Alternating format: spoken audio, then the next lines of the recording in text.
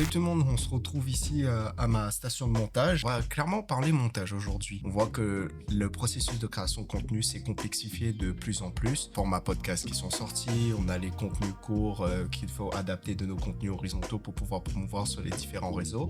Et toutes ces couches-là, ça ajoute de plus en plus de pression sur notre workflow habituel. Heureusement, aujourd'hui, des outils sont sortis pour pouvoir nous aider. Et je vais vous parler d'une suite d'outils qui pourrait vous permettre d'accélérer grandement votre capacité en termes de montage, de rapidité et de vous concentrer vraiment sur l'essentiel et la partie créative du montage. Aujourd'hui, je vais vous parler donc de la suite de plugins AutoCut. Petit disclaimer, si je vous parle d'AutoCut, c'est parce qu'ils m'ont contacté pour pouvoir essayer leur suite d'outils. Et en échange de cette vidéo-là, je vais en gros obtenir une licence à vie de AutoCut.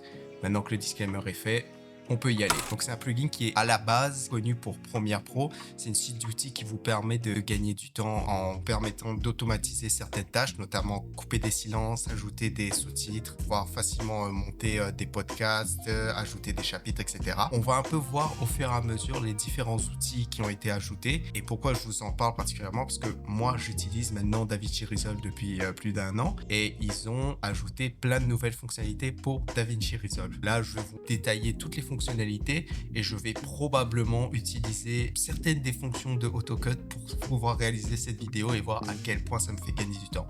Moi, ce que j'aime bien dans ce plugin AutoCut, déjà de manière générale, avec tous les outils qu'on a qui commencent à sortir, que ce soit assisté par IA ou non, mon envie principale, c'est d'avoir des outils qui me permettent de garder le contrôle sur tout le processus. Qu'il y ait une automatisation ou pas, je veux toujours avoir la main mise pour éviter d'avoir quelque chose qui est automatisé et qui malheureusement je perds la main dessus. Et c'est un peu la promesse de ce genre d'outil que propose AutoCut. Donc on va voir s'ils gardent leur promesse. Déjà dans DaVinci Resolve, le AutoCut présente de cette forme-là. C'est une fenêtre dédiée avec toutes les fonctionnalités qui sont listées. Là, on va aller un par un pour voir un peu toutes les fonctionnalités, celles que j'ai testées, celles que je ne vois pas l'intérêt du moins pour mon workflow, mais qui pourraient vous servir, et d'autres que j'aimerais tester à l'avenir. On va commencer par la fonctionnalité qui m'intéresse le plus, c'est la fonction AutoCut Silence. Je pense que le nom est totalement clair. Permet d'automatiser les cuts de silence. Quand on veut un montage assez dynamique, on essaie de couper tous les silences qu'on a, ou bien on essaie de couper aussi tous les moments où on se laisse une pause pour pouvoir respirer, etc. Ce que je fais beaucoup d'ailleurs, donc c'est vrai que ça m'intéresse pas mal parce que ça me permettrait d'automatiser ce genre de trucs-là. Parce que c'est par là que je commence en général quand je fais du montage, c'est de couper tous les silences, de faire en sorte que tout soit fluide. D'avoir cette fonctionnalité-là, ça me permet de tout de suite passer à l'étape plus affinée du montage et plus fun en fait. Comment ça se passe? Dans cette interface, on doit sélectionner le niveau auquel c'est détecté comme un silence. Ce qu'il faut savoir pour cette fonctionnalité-là, c'est que votre son doit être vraiment nickel. Sinon, le modèle d'IA aura du mal un peu à détecter si oui ou non c'est considéré comme un silence. Mais vous pouvez ajuster ça à la main. Ensuite, on a le pacing. En gros, c'est le rythme que vous voulez donner. Là, vous pouvez sélectionner si vous voulez quelque chose de plus calme, de mesuré, plus dynamique. Ça, c'est selon ce que vous avez besoin. Plus bas, on voit qu'on peut choisir les options au niveau des cuts et du silence. Vous pouvez choisir si vous voulez soit enlever les silences de votre timeline, si vous voulez juste mute les silences, que ça vous évite de tout supprimer et de voir que en fait à certains moments ça ne fonctionne pas et que vous aurez préféré garder du silence, avoir l'option de le remettre le son si c'est nécessaire. Ça, c'est une option que j'aime bien. Au niveau des transitions, vous pouvez choisir de ne pas faire de transition, de faire un cut direct ou faire des J-cut et des L-cut, mais vous avez ces options-là. Vous pouvez générer une preview pour voir à peu près où est-ce que ça va cutter, donc dans les zones rouges, mais ça c'est pas nécessaire, vous pouvez directement générer. Et lorsque vous avez généré, ce qu'il fait dans DaVinci Resolve, c'est qu'il crée une timeline à côté. Donc votre timeline de base où vous n'avez pas les silences, elle n'est pas affectée. Et ça, c'est une bonne chose, ça vous permet de revenir, de faire des essais. Donc pour moi, c'est la fonctionnalité qui m'aide le plus. Je gagne du temps à juste éviter de cutter tout à la main. Je garde surtout la main mise. Alors, une autre fonctionnalité, c'est l'auto-caption. Bon, ça reste assez basique, surtout essentiel pour du contenu court. Les logiciels comme Premiere Pro ou DaVinci Resolve ont déjà leurs outils dédiés, mais si vous voulez tester l'auto-caption, AutoCut propose de sélectionner sections-là. Des fois, il y a même des fonctionnalités pour avoir les textes animés, des templates proposés par la communauté. Ça fonctionne comme un générateur de sous-titres sur le logiciel. Vous analysez votre vidéo avec le transcript de votre vidéo. Vous pouvez définir la police d'écriture, l'animation. Hop, ça s'applique. Et puis voilà, ça finit là. Alors ça, parce que c'est la fonctionnalité que je n'ai pas actuellement besoin, mais que j'aimerais vraiment pouvoir tester parce que ça peut vraiment changer la donne pour les créations de podcasts. Donc évidemment, on va parler de la fonction AutoCut Podcast. Donc comment ça fonctionne? Imaginez que dans votre timeline, vous avez plusieurs plans de caméra. Vous avez un plan pour votre premier sujet, un plan pour le deuxième sujet et ensuite un plan général. Que vous avez une interface qui vous permet de définir les différentes sources. Donc vous avez besoin d'avoir une source pour votre personnage, une source pour votre personnage 2 et pareil pour la track sonore. Et vous pouvez aussi ajouter une piste pour la caméra principale. Ici, vous pouvez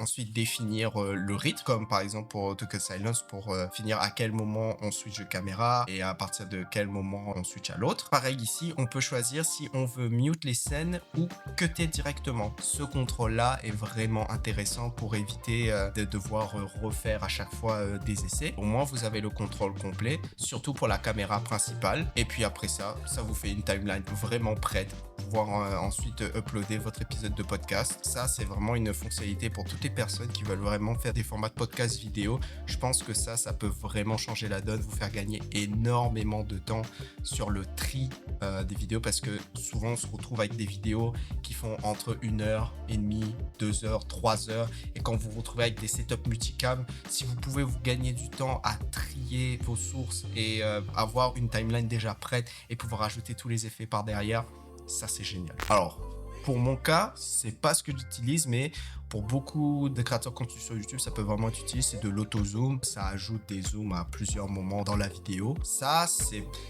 pas vraiment quelque chose qui m'intéresse personnellement, mais si vous voulez ajouter du dynamisme de manière automatisée, c'est quelque chose qui peut faire. On a la fonctionnalité Auto Chapters, que ça, c'est peut-être très utile pour les créateurs de contenu sur YouTube. Ce que vous pouvez faire quand vous uploadez une vidéo sur YouTube, c'est que vous pouvez choisir de mettre des chapitres. Ça permet en gros aux viewers d'avoir des catégories, des sujets qui l'intéressent plus. En gros, tu dois sélectionner quelle est la langue de la vidéo et selon ce que tu abordes dans la vidéo, et créer tes chapitres. Et ensuite, tu peux exporter ça pour le mettre dans la description YouTube pour pouvoir avoir les chapitres. Alors, une autre fonctionnalité qu'on a, c'est l'auto-viral. Je suppose que ça permet de sélectionner dans une vidéo longue des formats short. On a aussi un score. Ça, je vous avoue, c'est pas vraiment quelque chose que je vais utiliser parce que je me fie moyen à ce genre de score. Mais ça peut être utile si vous savez pas trop qu'est-ce que vous pouvez sélectionner pour faire un short à partir de votre vidéo longue. Ça vous donne une vidéo en extra et c'est quand même du temps de gagner. Donc c'est déjà ça. Mais je sais pas si on peut vraiment se fier à cette histoire de score personnellement. Alors, on a la fonctionnalité Auto B-roll. Cette fonctionnalité-là, par exemple, les gens qui font des vidéos très longues et qui ont besoin d'ajouter du B-roll, c'est vraiment très pratique. En gros, ce que ça fait, c'est que ça analyse votre vidéo et ensuite ça détecte les moments où vous voulez rajouter des b-rolls. Imaginons que vous êtes en train de parler, je sais pas, vous faites une vidéo vulgarisation sur la nature au Québec. Tiens, vous êtes en train de faire une vidéo sur la nature au Québec et vous voulez illustrer, par exemple, avec des images de forêt ou de faune, de flore un peu dans le Québec. Vous pouvez en gros sélectionner la zone avec le transcript où est-ce que vous voulez ajouter ce b-roll. Il vous propose plusieurs b-rolls, ça peut être du stock ou du généré. Bon, je vous avoue, le généré, c'est personnellement pas quelque chose que j'ai envie de mettre dans une vidéo, mais vous avez cette option-là. Vous pouvez ensuite choisir selon les vidéos qui sont proposées et hop, ça ajoute tout le tout dans votre timeline. Vous avez aussi l'Auto Profanity Filter. Donc en gros, ça c'est juste pour censurer si vous avez des insultes ou des langages inappropriés. Il analyse votre vidéo, votre source son et dès qu'il voit qu'il y a quelque chose qui va pas, il va mettre la censure à ce moment-là. Vous pouvez choisir le son que vous pouvez mettre comme type de censure. Vous checkez si jamais il manque des choses. Bon, pour ça, écoute, à moins de... Ça, c'est quelque chose que vous pouvez prévoir à l'avance, éviter de sortir des astuces. Tout dépend aussi du contenu que vous créez, mais bon, ça peut être toujours utile si vous savez pas trop vous retenir. La fonctionnalité qui peut vraiment s'allier avec l'AutoCut Silence, c'est l'AutoCut Repeat. Il va analyser votre piste audio et à partir de cette piste audio qui est analysée, selon la langue que vous allez choisir, il va repérer ensuite quels sont les endroits où vous vous répétez. Imaginons, vous faites plusieurs prises dans un même rush. Il va remarquer à quel moment vous répétez. Ensuite, il va vous poser comme une petite liste. Vous pouvez ensuite choisir si oui ou non vous avez répété à ce moment-là. Si vous voulez l'enlever, oui ou non. Vous enlevez ça et hop, ça vous nettoie. Donc voilà, c'est à peu près tout pour les présentations de toutes les fonctionnalités d'AutoCut. Pour l'instant, des tests que j'ai fait, je suis quand même pas mal satisfait, surtout par la partie silence. Et la partie que j'ai vraiment envie de tester, c'est surtout la partie podcast. Si jamais j'ai ce genre de contrat qui rentre ou que j'ai du contenu de ce genre qui peut être produit, c'est vraiment quelque chose que j'ai envie d'essayer. Parce que le temps qu'on perd à gérer tout ce qui est les rushs pour le podcast, faire en sorte que chaque personne ait en gros son moment à la caméra et que tout soit synchronisé et switché au bon moment, c'est quelque chose qui peut vraiment sauver beaucoup de temps. Ça permet aussi de se laisser du temps vraiment à produire le contenu plus qualitatif, surtout aujourd'hui avec la quantité de contenu qu'il faut mettre, c'est quelque chose qui n'est pas négligeable, clairement. Bon, je vous remercie de m'avoir suivi jusqu'ici. Si jamais vous êtes intéressé à utiliser AutoCut, que ce soit pour Premiere ou DaVinci, je vous mettrai le lien du logiciel et du site web avec toutes les fonctionnalités précises en description.